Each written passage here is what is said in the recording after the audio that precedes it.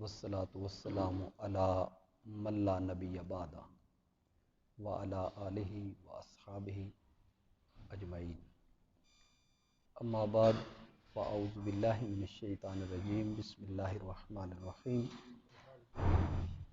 شہر رمضان الذی انزل فیہ القرآن ھدی للناس وبینات من الہدی والفرقان صدق اللہ العظیم وصدق رسولہ النبی الکریم الامین ان اللہ وملائکتہ یصلون علی النبی یا ایھا الذین آمنوا صلوا علیہ وسلموا تسلیما اللہم صلی علی سیدنا و مولانا محمد وعلی آل سیدنا و مولانا محمد وبارک وسلم صلاۃ و سلام علیک یا سیدی یا رسول اللہ وعلی آلک و اصحابک یا سیدی یا حبیبی یا حبیب اللہ صلاۃ السلام علیک یا سیدی یا رحمت للعالمین وعلی آلک و اصحابک یا محبوب رب العالمین۔ جل جلیندیاں جنگل باؤندیاں میری ہکا گل نہ پکے ہو، تری روزے پنج نمازاں سہ سجدے کر کر تھکے ہو، سہ واری حج مکے دا بھی کیتا پر دل دی دوڑ نہ مکے ہو، سبے مطلب حاصل ہوندے یا حضرت باہو جد پیر نظر ایک تکے ہو،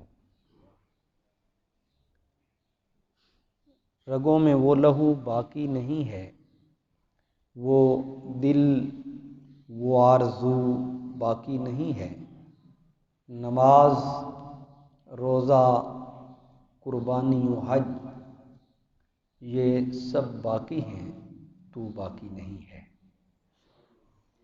نہایت ہی واجب القدر لائق صد تعظیم احترام ادب عزت و توقیر خطیب اعظم جامع مسجد الحجویری سید عبدالباسط شاہ بخاری دامت برکاتہ العالیہ اور نہایت ہی واجب القدر واجب الاحترام معزز و محترم اہل علم و دانش اہل فضل و بصیرت بزرگوں بھائیوں ساتھیوں السلام علیکم ورحمۃ اللہ وبرکاتہ۔ بندہ نچیز کا تعلق دربار پرانوار حضور سلطان العارفین برہان الواصلین حضرت سخی سلطان باہو رحمۃ اللہ تعالی علیہ آپ کے در اقدس اور دربار گوہر بار سے چلائی جانے والی اصلاحی جماعت و عالمی تنظیم العارفین کا ایک ادنا سا نوکر ہونے کی حیثیت سے آپ کے سامنے حاضر ہے۔ دعا فرمائیں کہ اللہ تعالیٰ ایسی نوکریاں دارین میں نصیب فرمائے۔ اصلاحی جماعت بیسک ایک پیغام اور ایک دعوت آپ احباب تک پہنچانے کے لیے حاضر ہوئی ہے، جس کا مقصد ہے قرآن مجید اور احادیث مبارکہ کی روشنی میں جملہ اولیاء کاملین صوفیاء کرام بزرگان دین اہل اللہ کی تعلیمات کو آپ احباب تک پہنچانا۔ آج کی مناسبت سے چونکہ آپ جانتے ہیں کہ یہ تیسرا جمعۃ المبارک ہے رمضان المبارک کا، دو بنیادی چیزوں کا یہاں پہ اجتماع ہے، ایک رمضان کا اور دوسرا قرآن کا، اور ان میں اگر فضائل کے اعتبار سے دیکھیں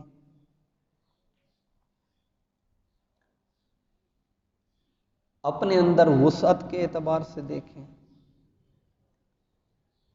اپنے اندر برکات کے اعتبار سے دیکھیں اور بالخصوص ان میں رکھی گئی جو ہدایت ہے اس کے اعتبار سے دیکھیں تو آدمی کو یہ جھلک اس قدر کہیں اور نظر نہیں آتی جس قدر اللہ رب العزت نے ان دونوں کو عطا فرمائی ہے۔ یہ ایک عظیم اللہ کا فضل، اس کی رحمت اور اس کی عنایت ہے۔ فضائل میں آپ بہت ساری فضیلتوں کو، عظمتوں کو، برکات کو، اس میں اللہ تعالیٰ کی طرف سے عنایات کو یقیناً سنتے رہتے ہیں۔ آج پیغام کے طور پر جو چیز آپ کے سامنے ناچیز عرض کرنا چاہتا ہے وہ بہت ہی اہمیت کی اور توجہ کی حامل ہے۔ اگر دنیا بھر میں دیکھیں، دنیا بھر کے اندر جتنے بھی قرآن کریم سے منسلک لوگ ہیں، قرآن پڑھنے والے ہوں، قرآن کو جاننے والے ہوں، قرآن کریم کا فہم رکھنے والے ہوں، ان میں آپ ڈیپلی جائیں تو قرآن کے جو نزول کے مقاصد ہیں ان کو قرآنک ورلڈ کے اندر دیکھیں تو بہت سارا ہمیں تضاد نظر آتا ہے۔ مثلا قرآن کریم میں آپ سورہ بقرہ کے اندر دیکھیں، شہر رمضان الذی انزل فیہ القرآن، کہ رمضان المبارک کا وہ مہینہ ہے جس میں اللہ تبارک و تعالیٰ نے قرآن کریم کو اتارا۔ ھدی للناس، اور قرآن کریم میں اللہ تبارک و تعالیٰ نے قرآن کے نزول کے جو مقاصد بیان کیے ہیں ان میں اللہ تبارک و تعالیٰ نے دو چیزوں کو ذکر فرمایا ہے۔ ایک ھدی للناس وبینات من الہدی والفرقان۔ اب ھدی للناس اور فرقان، یہ دو چیزیں قابل غور اور قابل توجہ ہیں۔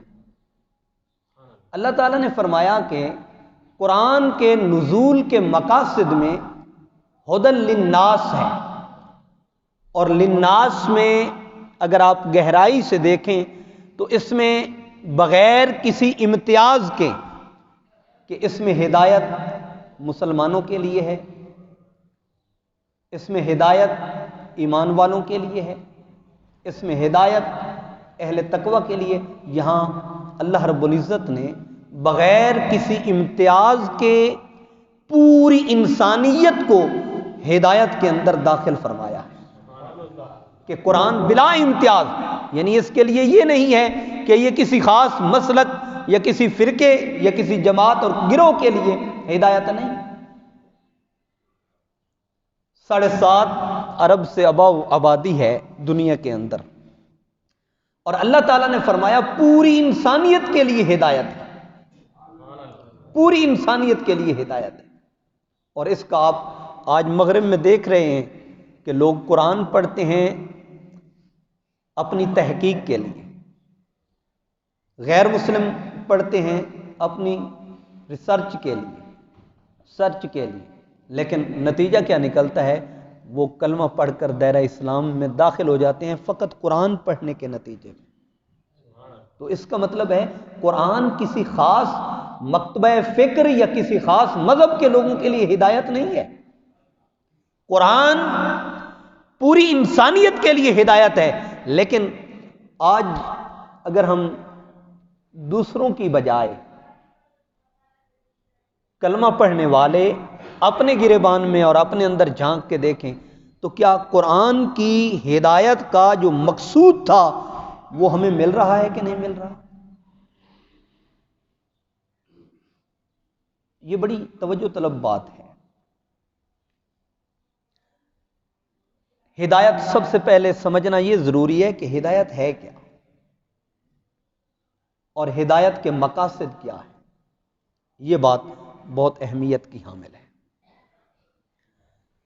آج ہم عبادت کرتے ہیں، بندگی کرتے ہیں، ریاضت کرتے ہیں، روزہ رکھتے ہیں، نماز ادا کرتے ہیں، ذکر و اذکار کرتے ہیں، تسبیح و تحلیلات بجا لاتے ہیں، لیکن جو ہدایت کا مقصود ہے اور جو ہدایت کے مقاصد ہیں، کیا ان سے ہم روشناس ہوئے؟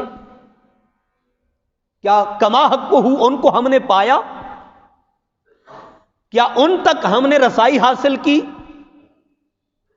جبکہ قرآن پاک میں دوسرے مقام پہ آپ غور کریں، اللہ تبارک و تعالی نے قرآن کے نزول میں دو چیزوں کا ذکر کیا ہے۔ ایک فرمایا یدل بہ کثیرا ویہدی بہ کثیرا وما یدل بہ الا الفاسقین۔ اللہ تعالیٰ نے فرمایا قرآن پڑھنے والے کثرت سے ایسے ہیں، یدل بہ کثیرا، کثرت سے لوگ گمراہ ہو جاتے ہیں، ویہدی بہ کثیرا، اور کثرت سے ہدایت پاتے ہیں۔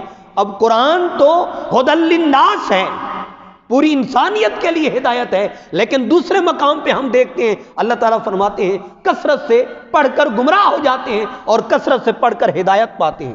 اب تیسرے مقام پہ آئی سورہ بقرہ کی ابتدا کے اندر اللہ تعالیٰ نے فرمایا ھدی للمتقین، ذالک الکتاب لا ریب فیہ ھدی للمتقین، فرمایا یہ اہل تقوی کے لیے ہدایت ہے، متقیوں کے لیے ہدایت ہے۔ تو اب ظاہراً قرآن کریم کی یہ آیات بینات آپس میں ایک دوسرے کے ساتھ نظر آتی ہیں کہ ایک مقام پر انسانیت کے لیے ہدایت، ایک مقام پر اہل تقوی کے لیے ہدایت، ایک مقام پر کثیر گمراہ، ایک مقام پر کثیر ہدایت یافتہ۔ تو سوال پیدا ہوتا ہے قرآن سے ہدایت کون پائے گا جبکہ قرآن پڑھنے والے گمراہ بھی ہو جاتے ہیں، قرآن پڑھنے والے ہدایت بھی پاتے ہیں، اس میں انسانیت کے لیے ہدایت ہے اور اس میں اہل تقوی کے لیے ہدایت ہے۔ تو سوال پیدا ہوتا ہے، ذہن میں الجھن پیدا ہو جاتی ہے کہ آخر قرآن ہدایت دیتا کسے ہے؟ ہم تو الجھ گئے اس بات میں کہ کیا قرآن پاک سے کون ہدایت پائے گا، جبکہ ہمیں اس بات کا واضح سمجھ نہیں آ رہی اور اس کا ادراک اور اندازہ نہیں ہو رہا کہ ہم قرآن سے ہم کیسے ہدایت پا سکتے ہیں۔ یہاں پہلی چیز جو قابل ذکر ہے وہ یہ ہے کہ قرآن پڑھنے والے بہت زیادہ ہیں اور قرآن ہر کلاس میں گائیڈ لائن دیتا ہے۔ کوئی مسلمان ہے تو اسے بھی گائیڈ لائن دیتا ہے، کوئی مومن ہے تو اسے بھی گائیڈ لائن دیتا ہے، کوئی متقی ہے تو اسے بھی گائیڈ لائن دیتا ہے، کوئی پرہیزگار ہے تو اسے بھی گائیڈ لائن دیتا ہے، کوئی غوث ہے تو اسے بھی گائیڈ لائن دیتا ہے، کوئی کتب ہے، ابدال ہے، کوئی اوتاد ہے، کوئی ابرار ہے، کوئی اخیار ہے، کچھ بھی ہے، قرآن کریم ہر کسی کو ہدایت دیتا ہے اور درجہ بدرجہ ہدایت دے کے منزل مقصود تک پہنچاتا ہے۔ یہ قرآن کا مطمع نظر ہے انسانیت سے متعلق۔ اب یوں سمجھ لیں کہ ایک ٹیچر ہو، استاد ہو، وہ پی ایچ ڈی اسکالر ہو، اس نے اگر پرائمری کلاس میں، کے جی میں، پریپ میں، نرسری میں آ کے اس نے پڑھانا ہو تو کیا وہ پی ایچ ڈی کا مقالہ جھاڑے گا؟ کیا وہ اپنا لکھا ہوا تھیسس ان کو پڑھائے گا؟ نہیں بھائی، اس نے اگر نرسری میں آنا ہے تو اسے الف با تا سا پڑھانا پڑے گا، چاہے جائے کہ وہ کس عہدے پہ ہے، کس درجے پہ ہے۔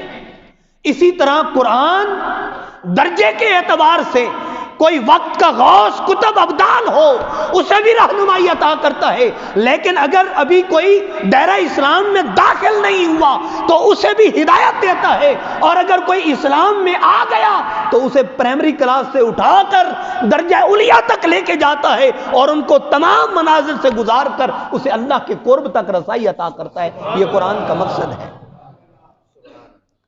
اب ہمارے ساتھ جو ظلم ہوا، ہمارے ساتھ بالخصوص یہ سمجھنے والی بات ہے، وہ یہ ہوا کہ ہمیں قرآن کے جو بنیادی مقاصد تھے یا حقیقی مقاصد سے ان سے دور کر دیا۔ اب مقاصد یہ نہیں تھے کہ ایک حرف پڑھو اور 10 نیکیاں لو، قرآن کے مقاصد میں یہ نہیں ہے، قرآن کے فضائل میں یہ چیز ہے۔ اور نچیز نے پہلے بھی عرض کیا، فضائل آپ سنتے رہتے ہیں، آج مقاصد کی بات ہوگی۔ فضائل میں یہ ہے کہ ایک حرف پڑھو 10 نیکیاں ملیں گی۔ الف لام میم پڑھو 30 نیکیاں ملیں گی. واللہ یضاعف لمن یشاء بغیر حساب. اللہ تعالیٰ جس کے لیے بغیر حساب و کتاب کے چاہے اضافہ کرتا جاتا ہے. یہاں وہ 10 20 23 نیکیوں کے لیے بھی احتیاج نہیں رکھتا, وہ درجہ بدرجہ کسی کو کہاں سے کہاں تک پہنچا دیتا ہے. یہ اس کی شان ہے, یہ اس کی عظمت ہے, یہ اس کی بڑائی اور اس کی بزرگی ہے. لیکن سوال یہ ہے کہ قرآن کے مقاصد میں کیا فقط یہی ہے کہ ہم سورہ یاسین پڑھ لیں تاکہ ہمارے مرنے والے کے لیے موت میں آسانی ہو جائے؟ کیا قرآن کے نزول کے مقاصد یہی ہیں؟ کیا قرآن انہی مقاصد کے لیے اتارا گیا کہ ہم پڑھیں اور نیکیوں کو حاصل کریں؟ نیکیاں اپنی جگہ, لیکن قرآن کے نزول کے مقاصد میں یہ بات نہیں ہے, ہمیشہ ذہن میں رکھیں. قرآن کے نزول کے مقاصد میں کوئی اور بات ہے.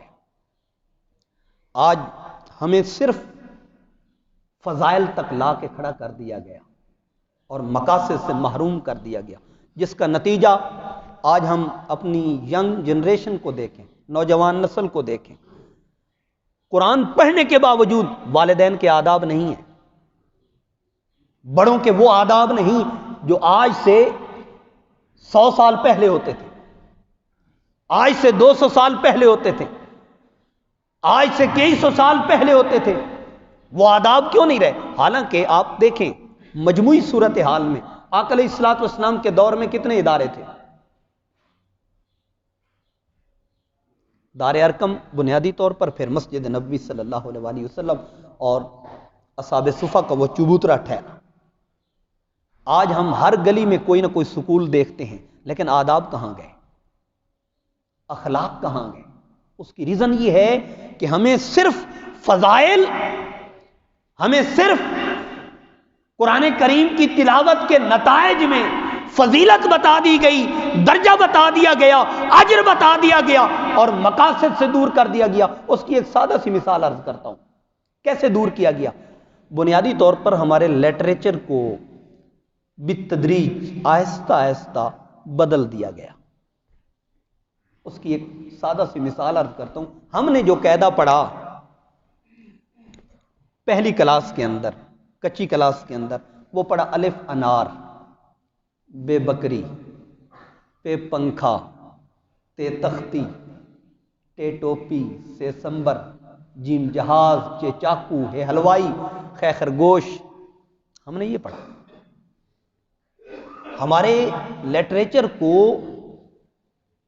پوری ایک پلاننگ کے ساتھ چینج کیا گیا, تبدیل کیا گیا, تاکہ یہ مقاصد سے دور رہیں اور ان کا نقطہ نظر فقط معاشیت بن جائے, معاش بن جائے, اور یہ اسی پہ بھروسہ کر کے بیٹھ جائیں, اپنے خالق و مالک کو بھول جائیں کہ ہم کمائیں گے تو کھائیں گے, خدا پہ بھروسہ نہیں رہے گا. اور کیا کیا انہوں نے؟ اس میں جو بیسک چیز انہوں نے ایڈ کی وہ یہ کہ الف انار کس کے ساتھ اس کا تعلق ہے؟ کھانے پینے سے ہے نا. بے بکری, پہ پنکھا, تے تختی, ٹے ٹوپی, سے سمبر, کس سے تعلق؟ یہ قاعدہ ہمیں کون پڑھائے گا کہ الف با تا سا کے حقیقی مقاصد کیا ہیں؟ آؤ نا ذرا سلطان العارفین سے پوچھتے ہیں, سلطان باہو سے پوچھتے ہیں کہ ہمارے اس قاعدے کا مقصد کیا تھا, ہمیں لگا کہاں دیا گیا. آپ نے الف با تا سا کے مفاہیم بتائے. فرمایا الف اللہ چمبے دی بوٹی, مرشد من میرے وچ لائی. الف سے کیا بنتا ہے؟ یہاں الف سے انار ہے, یہاں الف سے اللہ ہے. فرق واضح ہو گیا کہ مقاصد میں ہم نے معیشت کو لایا, خدا سے دور ہو گئے. مقاصد میں جنہوں نے اللہ کو لایا وہ خدا کے محبوب ترین مقرب بندے بنا دیے گئے. یہ کیوں نہیں پڑھایا جاتا کہ الف اللہ چمبے دی بوٹی؟ یہ کیوں نہیں پڑھایا جاتا بے بسم اللہ اسم اللہ دا اہوی گہنا بارہ ہوں؟ یہ کیوں نہیں پڑھایا جاتا تسبیح پھری تے دل نہ پھریا کی لینا تسبیح پڑھ کے ہوں, علم پڑھیا تے ادب نہ سکھیا کی لینا علم نہ پڑھ کے ہوں؟ یہ کیوں نہیں پڑھایا گیا کہ این عشق دی با ہڈاں دا بالن عاشق بے سے کہندے ہوں؟ یہ کیوں نہیں پڑھایا گیا جیم جاہل جیندہ پیشوا ہوئے وہ کتھو محمد دی شان جانے؟ یہ کیوں نہیں پڑھایا گیا یہ یار یگانا ملسی تینو یہ سردی بازی لائے ہوں عشق اللہ وچ ہو مستانہ ہو صدا لائے ہوں نال تصور اسم اللہ دے دم نو قید لگائے ہوں ذاتی نال جد ذاتی رلیاں باہو تد باہو نام صدائے ہوں۔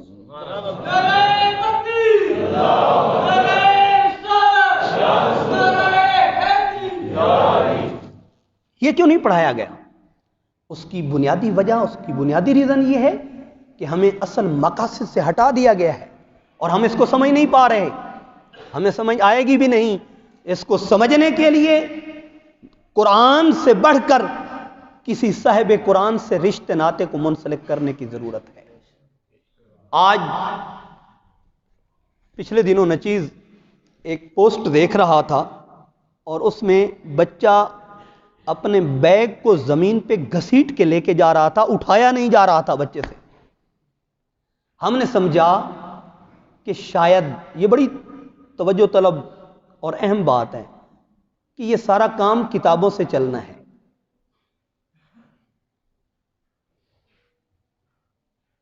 اور یہ بہت بڑی غلط فہمی ہے، اور اس کا یہ مطلب نہیں کہ کتاب کو چھوڑ دینا ہے، یہ مطلب بھی نہیں۔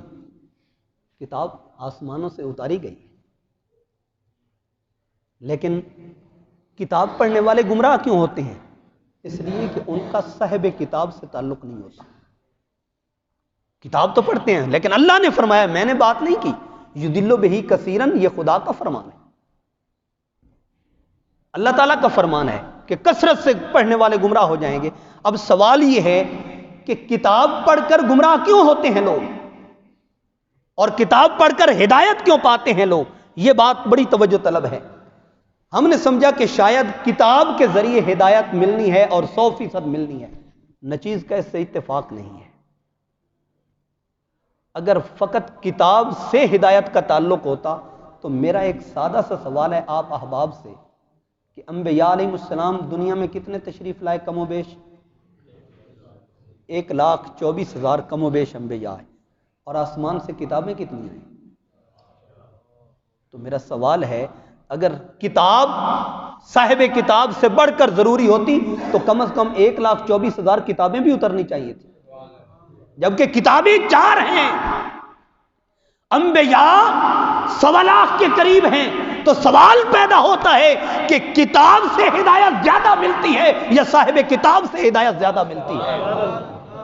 اس لیے آج ہم مسالک میں بٹ گئے کہ ہم نے کتاب سے جو حقیقی مقاصد سے ان کو چھوڑ کر ہم نے دیگر چیزوں کو لے لیا، اور ہم اپنے مقاصد کو بھول گئے، جس کے نتیجے میں کتاب سے ہدایت کی بجائے ہم نے گمراہی کو زیادہ خرید لیا، جبکہ کتاب تو ہدایت کے لیے ہے، کتاب گمراہی نہیں دیتی، کتاب گمراہی نہیں دیتی۔ ہمارا نقطہ نظر جب بدل جاتا ہے تو اسی کتاب سے ہم نقائص تلاش کرتے ہیں، اور نقطہ نظر درست ہو تو پھر ایک ایک حرف پر بندے کو ہدایت ملتی ہے۔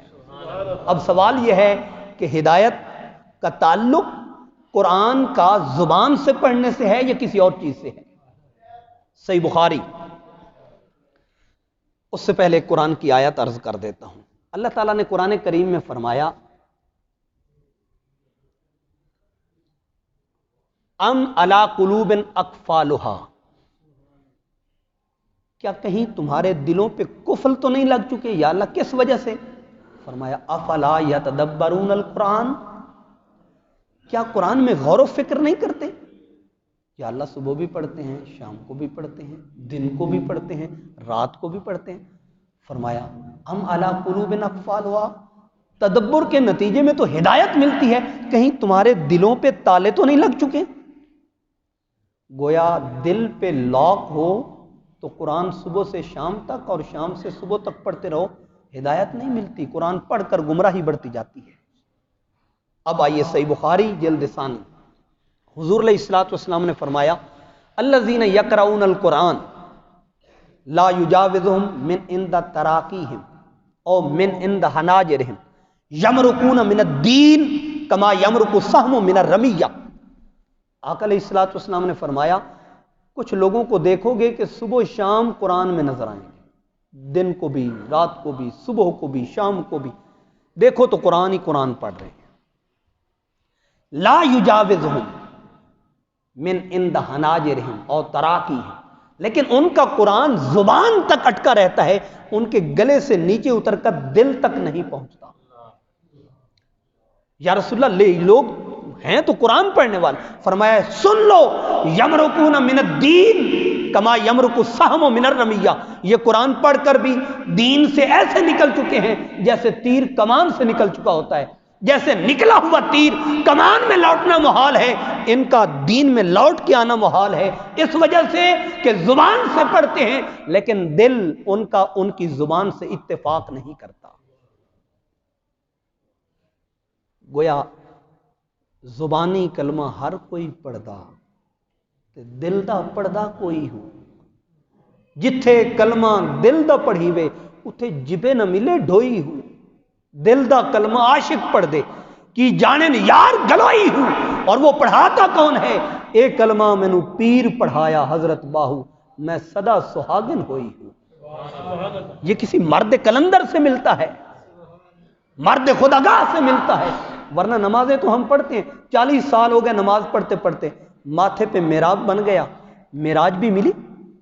مساجد میں بہت خوبصورت خطاطی کے ساتھ لکھا ہوتا ہے الصلاۃ معراج المؤمنین، نماز مومن کی معراج ہے، اور یہ 5 نمازوں کی بات نہیں ہے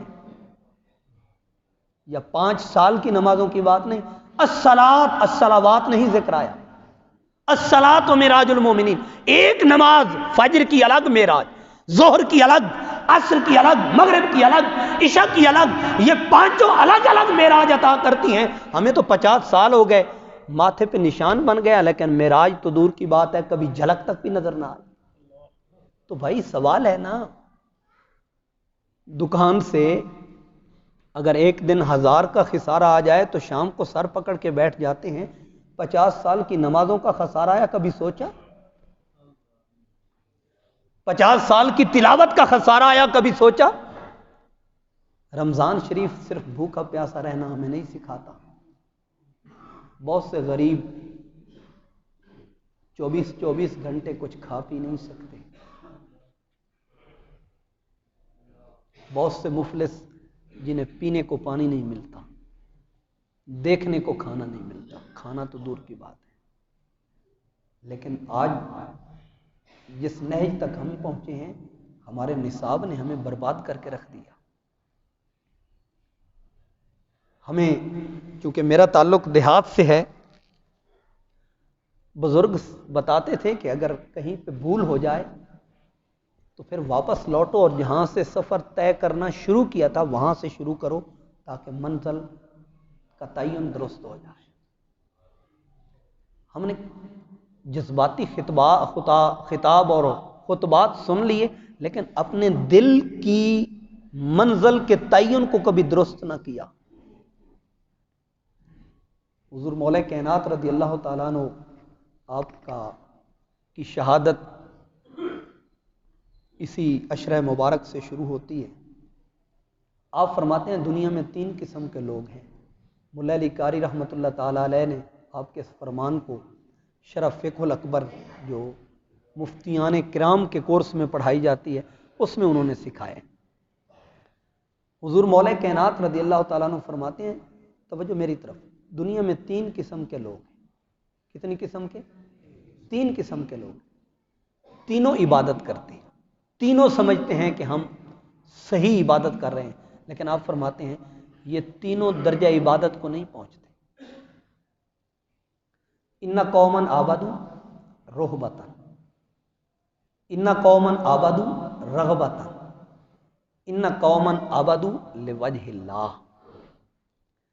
ایک قوم ہے کرتے عبادت ہے، کرتے ریاضت ہے، پڑھتے نماز ہیں، رکھتے روزہ ہیں، کرتے حج ہیں، دیتے زکوٰۃ ہیں، سمجھتے ہیں ہم عابد ہیں، لیکن حضور مولا کائنات فرماتے ہیں ان کی عبادت کا مطمع نظر فقط جہنم کا خوف ہے، رہبتاً جہنم کا خوف ہے۔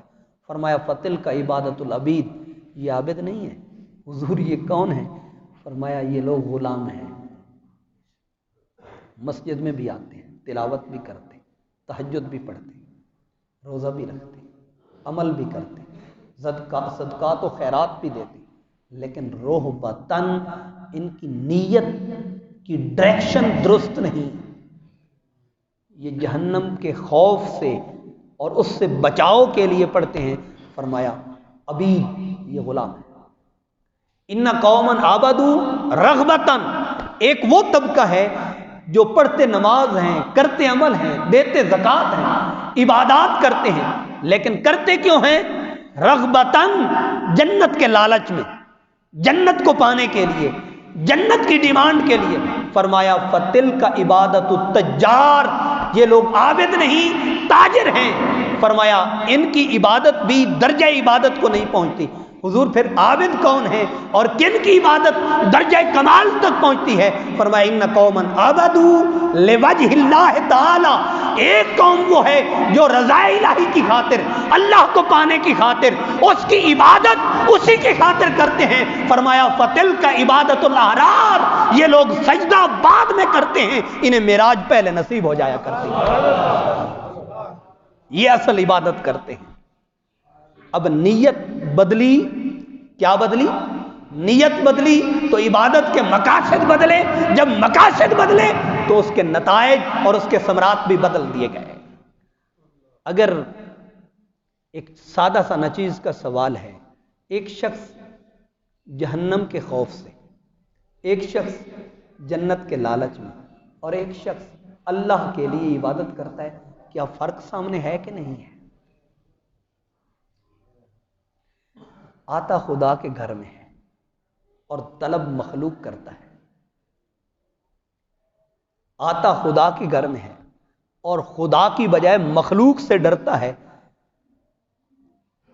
اس شخص سے بڑا کم فہم اور کم عقل کوئی ہو سکتا ہے؟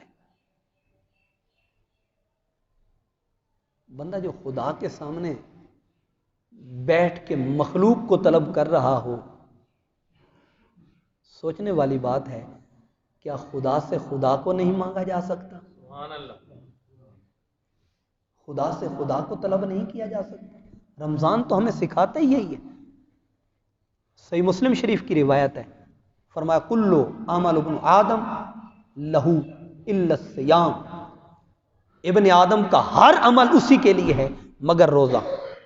فإنہ لی وأنا أجزی بہ وأنا أجزیٰ بہ، فرمایا روزہ میرے لیے ہے، اس کی جزا میں دیتا ہوں یا اس کی جزا میں خود بن جاتا ہوں.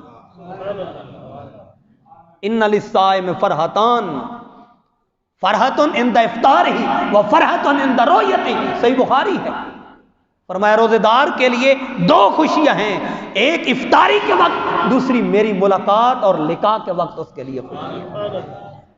ایک سادہ سا سوال ہے، بندہ خالق کے سامنے بیٹھ کے کسی اور چیز کو طلب کرے،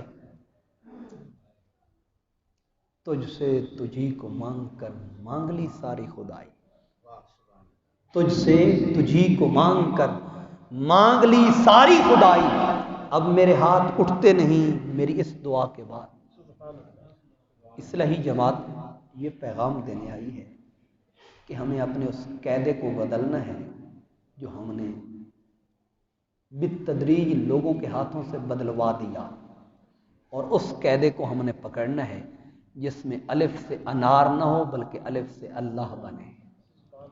جب یہ قاعدہ آ جائے تو خدا کی قسم پھر صبح سے لے کے شام تک بھوکا رہنا مشکل نہیں. ساری زندگی کا بھی روزہ رکھ لو تو سحری بھی اس کے جلوے پہ ہوگی، افطاری بھی اس کے جلوے پہ. اگر یوسف علیہ السلام کا جلوہ دیکھ کے لوگ 6 ماہ گزار سکتے ہیں تو خدا کا جلوہ دیکھ کے لوگ کھانے پینے کے محتاج رہیں گے. اس لیے آئیں، قرآن سے پہلے، تلاوت سے پہلے، روزے سے پہلے، نماز سے پہلے، عمل سے پہلے اپنے قبلے کی سمت کو درست کر لیں اور اس میں مخلوق کو نکال کر اپنے خالق کو بنا لیں. جب مخلوق کو نکال کر خالق کو بنائیں گے تو خدا کی قسم سجدہ بعد میں ہوگا، سج پہلے جائے گا. معراج پہلے بنا دیا جائے گا، اور وہ بنتا اسی سے ہے کہ ہم اپنے دل کو پاک کریں، اور دل کی طہارت تسبیحات، اذکار، اوراد، وظائف اپنی جگہ، لیکن دل کی طہارت اللہ کے ذکر میں ہے۔ الف اللہ چمبے دی بوٹی مرشد من میرے وچ لائی ہوں، نفی اسبات دا پانی ملیا ہر رگے ہر جائی ہوں، اندر بوٹی مشک مچایا جان پھلن تے آئی ہوں، جیوے مرشد کامل پاؤ جہیں بوٹی لائی ہوں۔ جو یہ بوٹی لینا چاہتا ہو کہ بلا شاہ صاحب تشریف فرما ہے، وہ آپ کو رہنمائی فرمائیں گے۔ اللہ تعالی ہم سب کی حاضری کو شرف قبولیت عطا فرمائے۔ وآخر دعوانا ان الحمدللہ۔